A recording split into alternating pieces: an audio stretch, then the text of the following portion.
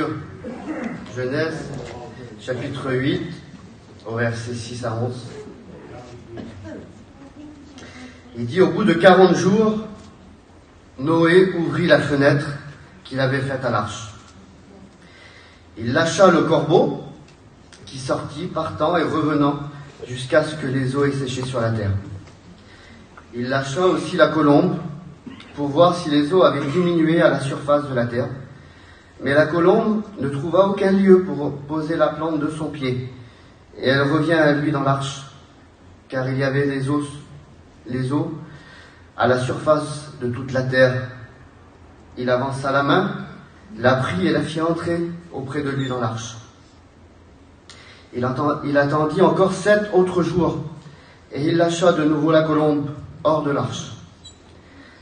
La colombe revient à lui sur le soir, et voici, une branche d'olivier arrachée était dans son bec. Noé connut ainsi que les eaux avaient diminué sur la surface de la terre.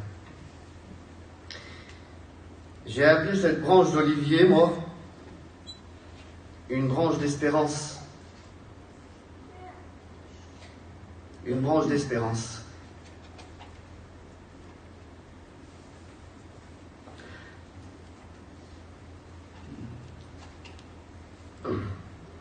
Alors pour nous, elle n'a peut-être pas une grande importance, cette branche d'olivier. Mais si vous saurez l'importance qu'elle a eu pour nous à ce moment-là.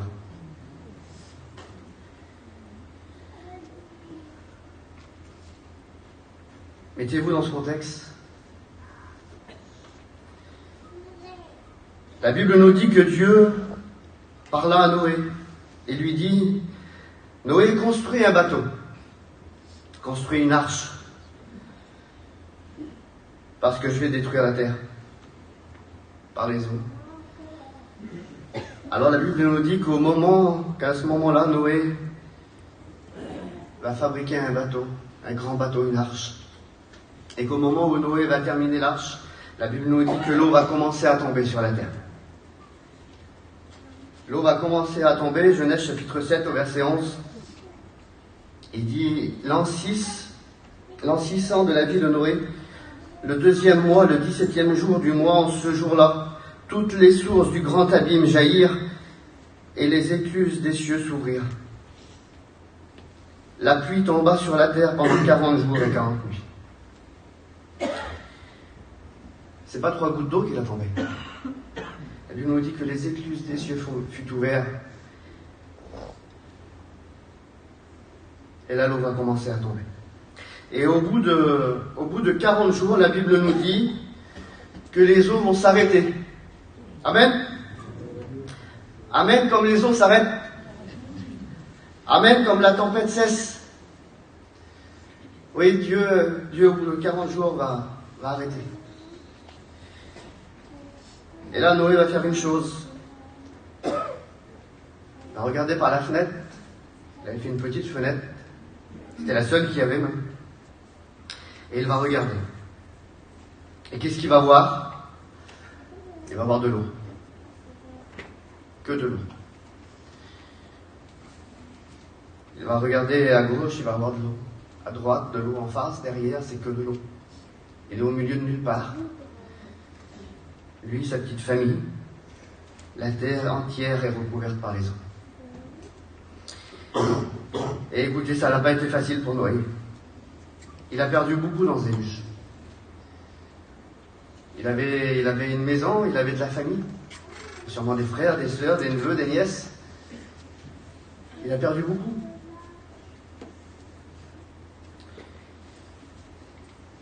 Et là, il se retrouve tout seul. Sa femme, ses enfants, lui tout seul, sa petite famille, au milieu de nulle part, sur les eaux. Et je me mets dans sa peau à Noé, je me mets à sa place. Est-ce que Dieu m'aurait oublié? Le doute directement il vient. Est-ce que Dieu pense encore à moi? Est-ce que je ne me suis pas trompé? Est-ce que Dieu m'aurait oublié? Et peut-être que tu te dis ça dans cette matinée.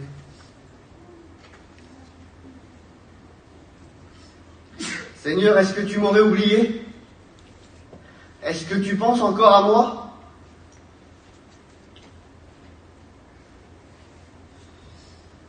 Qu'est-ce qui va arriver à mes enfants? Il a dû se dire, qu'est-ce qui va arriver à mon épouse? Combien de questions? La crainte dans son cœur. Peut-être que toi aussi, tu te poses plein de questions. Peut-être que toi aussi, tu as de la crainte dans ton cœur. Peut-être que toi aussi, tu te sens oublié de Dieu. C'est à ce moment-là que Dieu va lui envoyer un signe. Et si tu es là dans cette matinée, si ce message est prêché, c'est pas en vain. C'est pas du hasard. Alors, il n'y a pas d'hasard ce matin. C'est la volonté de Dieu. À ce moment-là, Dieu va lui envoyer un signe. Une branche d'espérance. C'était rien. C'était peut-être même seulement une feuille. Rien du tout. Mais quelle espérance pour Noé. Dieu lui a envoyé un signe en lui disant, Noé, je t'ai pas oublié. Noé, je t'ai pas oublié. Même si ça a été dur, même si ces temps passés ont été durs, même si ça a été difficile, même que la crainte, le doute a été dans ton cœur, Noé, à travers cette branche, à travers cette feuille peut-être. Noé, je t'ai pas oublié. Je pense encore à toi, Noé. J'ai un avenir pour toi, Noé. Il y a de l'espérance encore pour toi, Noé. Vous savez, dans des moments difficiles de la vie, dans des moments de doute, de crainte, on a du mal à espérer en Dieu. On a du mal encore à espérer en lui. Mais ce matin, à travers ce message, que Dieu t'envoie comme une branche d'espérance, il faudrait te dire, espère encore en Dieu. Espère encore en lui. Alléluia. Amen.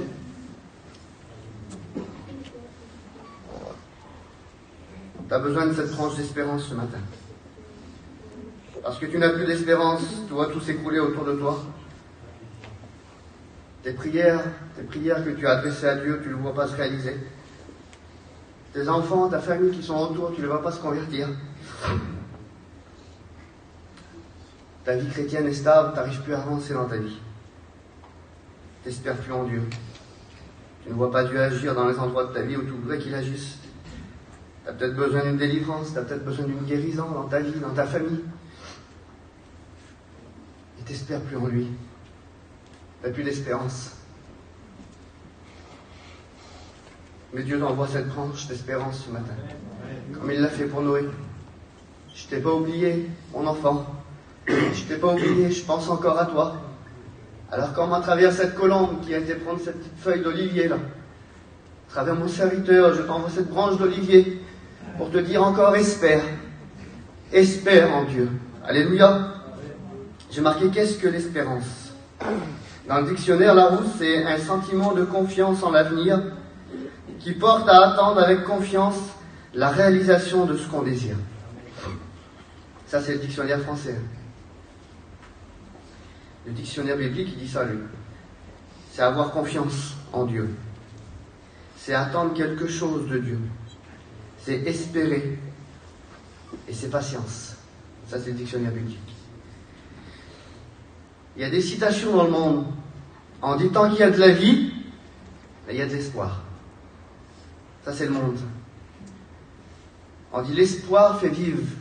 C'est des citations qu'on retrouve dans le monde. Et ça, c'est des citations bibliques. Le psaume 33, verset 18, il dit « Voici l'œil de l'Éternel est sur ceux qui le craignent et sur ceux qui espèrent en sa bonté. » Ésaïe 49, verset 23, « Tu sauras que je suis l'Éternel et que ceux qui espèrent en moi ne seront point confus. » Lamentation 3, 25, « L'Éternel a de la bonté pour ceux qui espèrent en lui. » Alléluia. Le psaume 130 au verset 5. Il dit « J'espère en l'Éternel. Mon âme espère et j'attends sa promesse. » Alléluia. Il y a des hommes dans la Bible, dans la parole de Dieu, qui ont eu besoin d'espérer. Des moments où l'homme normal n'espère plus.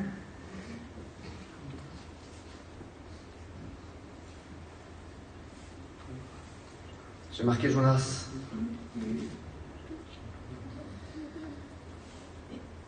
Nous savons qu'à cause de sa désobéissance, Jonas fut jeté dans la mer, dans les eaux. Et puis Dieu va faire venir un grand poisson. On connaît l'histoire par cœur. À cause de la désobéissance, Dieu avait dit à Jonas, tu iras à Ninive, la grande ville, tu iras prêcher là-bas. Et puis Jonas, lui, s'est sauvé de l'autre côté. Il n'a pas voulu. Il a fait qu'à sa tête. Il est humain. Des fois, Dieu nous dit des choses et puis on ne les fait pas. La désobéissance. Alors on n'a pas à lui jeter la pierre. Et la Bible nous dit que Dieu, à ce moment-là, va envoyer un grand poisson. Et la Bible nous dit que le poisson va engloutir Jonas, et que Jonas fut dans le ventre du poisson pendant 3 jours et 3 nuits. Et là, il n'y a plus d'espoir. Il n'y a plus d'espoir pour Jonas.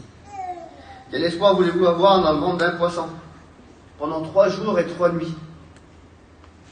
Quelle espérance, quel espoir voulez-vous avoir dans les ténèbres? Dans les ténèbres. Tu te dis là, je suis mort, c'est fini. Plus rien pour moi. Dieu a envoyé un poisson pour Jonas. À ce moment-là, tu te dis, même Dieu m'a rejeté. Parce que le poisson, il vient de Dieu. À cause de ma désobéissance, même Dieu m'a rejeté. Eh bien non, Jonas, il a espéré encore. Même qu'il était dans un désarroi le plus complet, même qu'il était à l'extrémité, même qu'il était dans les ténèbres, même qu'il était dans le ventre du poisson, même que c'est Dieu qui avait envoyé le poisson. Il espérait encore en son Dieu. Alléluia. Dieu lui tend une branche d'espérance à Jonas. Écoutez sa prière. Sa prière, c'est une prière merveilleuse. Je suis touché à chaque fois que je la lis, cette prière. Jonas, chapitre 2, versets 2 à 11. Il dit, Jonas, dans le ventre du poisson, pria l'Éternel son Dieu. Dans les ténèbres, dans la difficulté, dans l'épreuve. J'aimerais te dire que si tu es dans l'épreuve, dans les ténèbres, dans la difficulté, fais comme Jonas, prie encore une fois ton Dieu. Espère encore en lui. Jonas, dans le ventre du poisson, pria l'Éternel son Dieu, et il dit, dans ma détresse, j'ai invoqué l'Éternel, et il m'a exaucé. Du sein du séjour des morts, j'ai crié, et il a entendu ma voix. Tu m'as jeté dans l'abîme, dans le cœur de la mer, et les courants d'eau m'ont environné. Toutes tes vagues et tous tes flots ont passé sur moi. Je disais, je suis chassé loin de ton regard, mais je verrai encore ton saint temple. Les eaux m'ont couvert jusqu'à m'ôter la vie. L'abîme m'a enveloppé. Les roseaux ont entouré ma tête. Je suis descendu jusqu'aux racines des montagnes. La barre de la terre m'enfermait pour toujours. Mais toi, tu m'as fait remonter vivant de la fosse. Éternel mon Dieu, quand mon âme était abattue au-dedans de moi, je me suis souvenu de l'Éternel. Et ma prière est parvenue jusqu'à toi dans ton saint temple. Ceux qui s'attachent à de vaines idoles, éloigne d'eux la miséricorde. Pour moi, je t'offrirai des sacrifices avec des cris d'action de grâce. J'accomplirai les vœux que j'ai faits. Le salut vient de l'Éternel. L'Éternel parla au poisson, une branche d'espérance, et le poisson vomit Jonas sur la terre. Amen. T'es peut-être dans ce cas, toi. T'es peut-être dans ce cas-là, dans les ténèbres. Jonas va dire, tu m'as fait descendre jusqu'au séjour des morts, mais j'ai espéré encore en toi. Mon frère, ma sœur, dans ces moments durs et difficiles, espère encore en l'Éternel. J'ai pris aussi un deuxième exemple.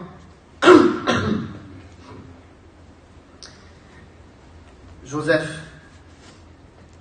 Ça se trouve dans Genèse, chapitre 40.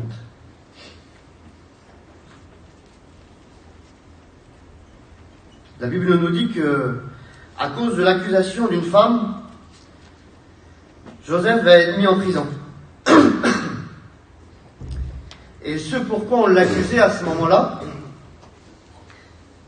il était impossible que Joseph puisse sortir. Il était innocent, bien sûr.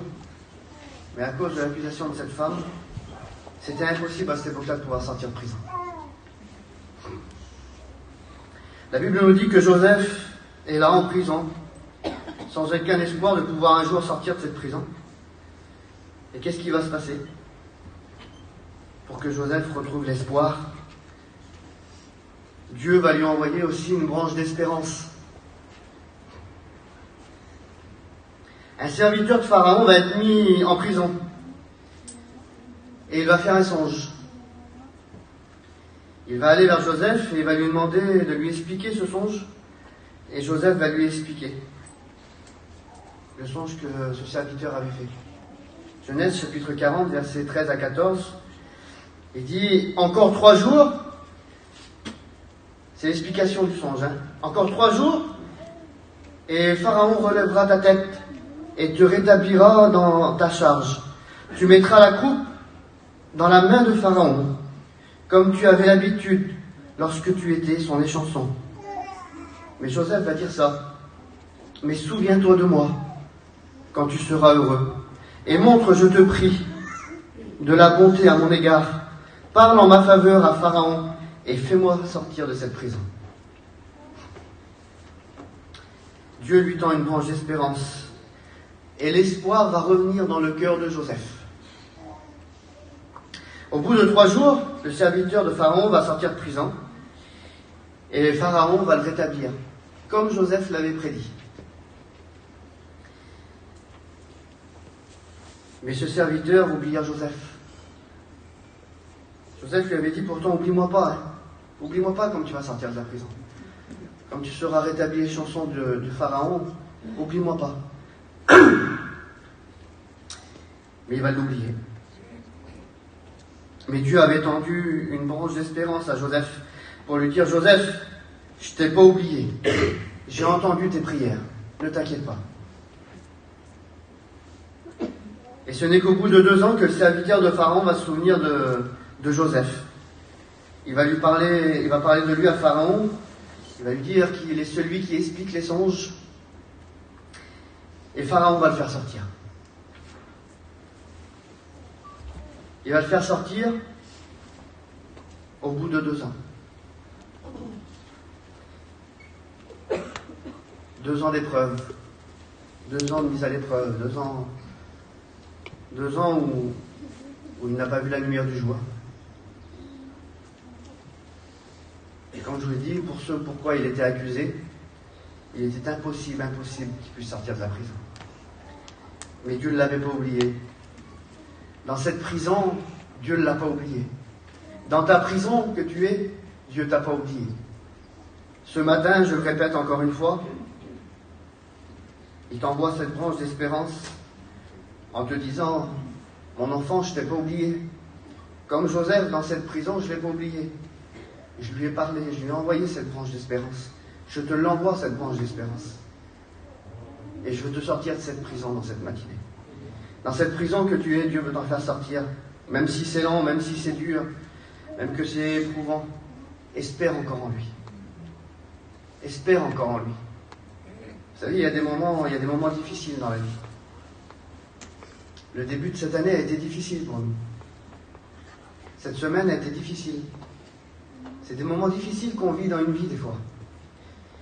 Et on se dit, Seigneur, est-ce que je peux encore espérer en toi?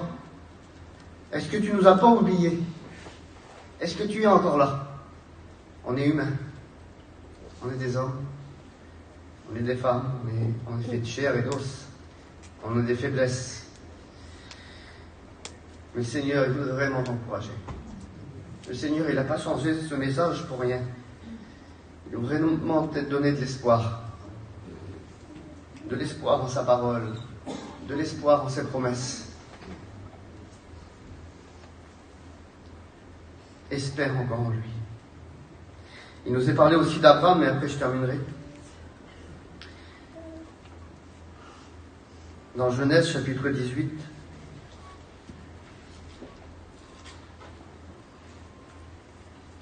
au verset 1 à 11.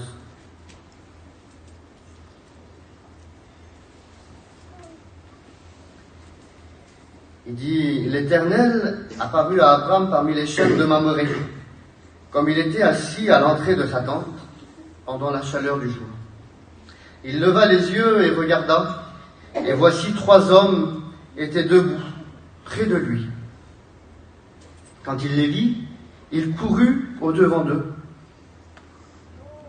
depuis l'entrée de sa tente. Il se prosterna à terre et lui dit, Seigneur, si j'ai trouvé grâce à tes yeux, ne passe pas loin, je te prie, de ton serviteur. Permettez qu'on apporte un peu d'eau pour vous laver les pieds et reposez-vous sous cette table. J'irai prendre un morceau de pain pour fortifier votre cœur. Après quoi, vous continuerez votre route, car c'est pour cela que vous avez passé près de votre serviteur. Ils répondirent, fais comme tu l'as dit. Abraham alla promptement dans sa tente vers Sarah et lui dit, vite, 3 mesures de fleurs de farine pétrie et fait des gâteaux. Et Abraham courut à son troupeau, prit un veau tendre et bon, et lui donna à un serviteur, qui se hâta de l'apprêter. Il prit encore de la crème et du lait, avec le veau qu'on avait apprêté, et il le mit devant eux. Et il se tint lui-même à leur côté sous l'arbre. Et ils mangèrent. Alors ils lui dirent, où est Sarah, ta femme? Il répondit, elle est dans la tente. L'un d'entre eux lui dit, je reviendrai vers toi, en cette même époque. Et voici, Sarah, ta femme, aura un fils. Sarah écoutait à l'entrée de la tente, qui était derrière lui. Abraham et Sarah étaient vieux, et avancés en âge. Et Sarah ne pouvait plus, écoutez, et Sarah ne pouvait plus espérer avoir d'enfant. Je le répète, Sarah ne pouvait plus espérer avoir d'enfant. L'espérance était partie du cœur de Sarah. Elle n'espérait plus en Dieu. Elle n'espérait plus en son Dieu. La Bible nous dit qu'elle n'espérait plus. Les années avaient passé, les promesses de Dieu étaient loin, pourtant Dieu avait promis. Les promesses de Dieu étaient loin. Elle n'espérait plus. Et peut-être que tu es comme ça, tu n'espères plus en lui. Les promesses de Dieu, ils sont loin. Tu as passé des moments difficiles, tu as passé des moments durs. Tu vois tout le contraire se passer. Tout ce que tu as demandé, tu vois tout le contraire se faire. Tu pries pour tes enfants, ils sont encore plus durs. Tu pries pour ta famille, ils sont encore plus durs. Tu pries pour t'améliorer avec lui, il semblerait que c'est encore plus dur pour toi. Tu vois tout le contraire. Alors Sarah était pareille. Elle n'espérait plus. Voilà, la vie était passée pour elle, la vie était finie. Et puis tant pis, voilà. Elle s'avait fait une raison sûrement. Mais Dieu n'avait pas oublié Abraham et Sarah. Il a encore tendu une branche d'espérance. Il ne les a pas oubliés. Dieu n'oublie pas ses enfants, frères et sœurs. Dieu lui a tendu une branche d'espérance.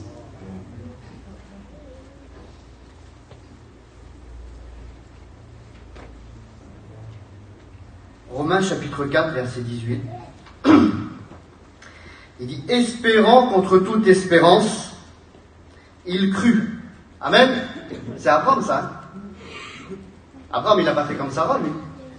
Il a espéré. Il a espéré encore en son Dieu. Même que tout disait le contraire, il a espéré encore en lui. Espérant contre toute espérance, il crut. Et devient ainsi le père d'un grand nombre de nations, selon ce qui lui avait été dit, telle sera ta postérité. Et sans faiblir dans la foi, il ne douta point par incrédulité au sujet de la promesse de Dieu, mais il fut fortifié par la foi, donnant gloire à Dieu, et ayant une pleine conviction que ce que lui il promet, il peut aussi l'accomplir. Amen. Espérant contre toute espérance. Vous savez ce que ça veut dire, espérant contre toute espérance? Ça veut dire que même que c'est pas possible, même que c'est pas possible pour la médecine, même que c'est pas possible pour la religion, même que c'est pas possible aux yeux de l'homme, c'est possible à Dieu. Même que tout le monde, même que toute la terre, même que nous dit de plus espérer, et bien Abraham il a espéré encore. Espérant contre toute espérance.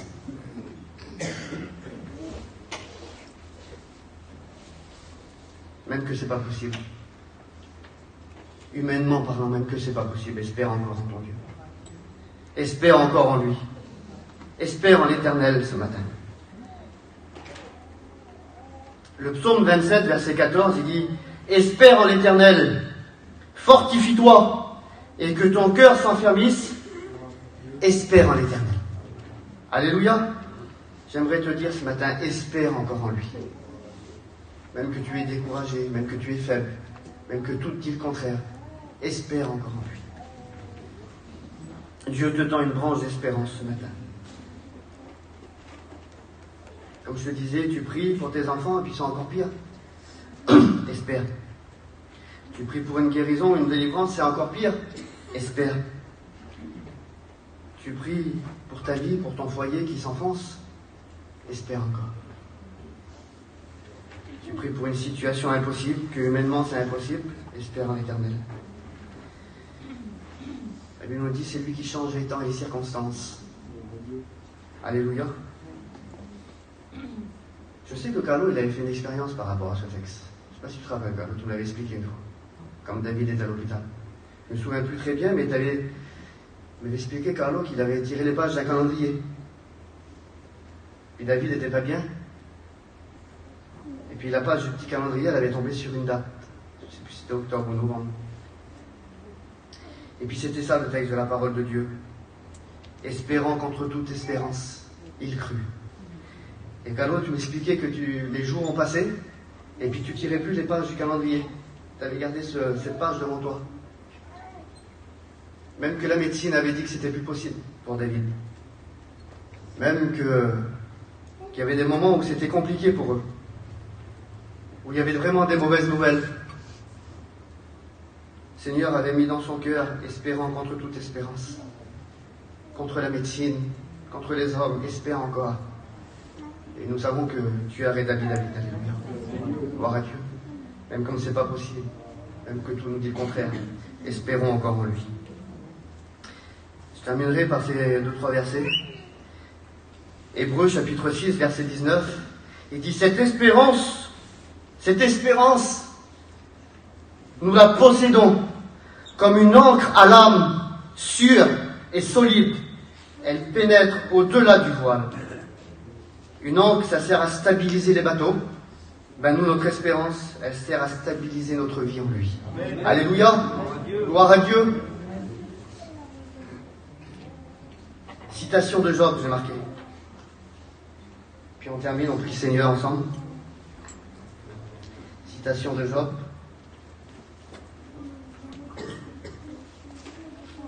Job, chapitre 4, verset 6. Ta crainte de Dieu n'est-elle pas ton soutien? Ton espérance, n'est-ce pas ton intégrité? Notre espérance, frères et sœurs, elle est l'intégrité de l'enfant de Dieu. Alléluia. Job, chapitre 5, verset 16.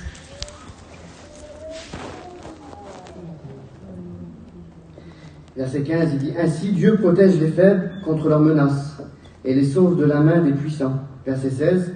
« Et l'espérance soutient le malheureux. » Alléluia. L'espérance, elle soutient le malheureux. Quand on est faible, quand on est malheureux, l'espérance nous fait revivre. L'espérance nous donne de l'espoir. L'espérance nous donne de la joie dans les moments les plus difficiles. Espère encore en Dieu. Puis le dernier verset, Job chapitre 17, au verset 15.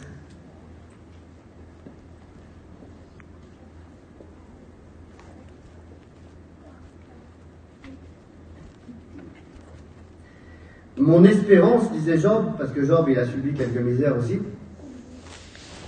Il dit, mon espérance, où donc est-elle? Et des fois, on la cherche.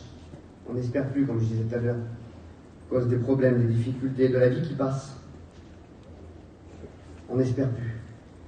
Il disait, mon espérance, où donc est-elle? Et après, il se reprend. Il dit, mon espérance, qui peut l'avoir?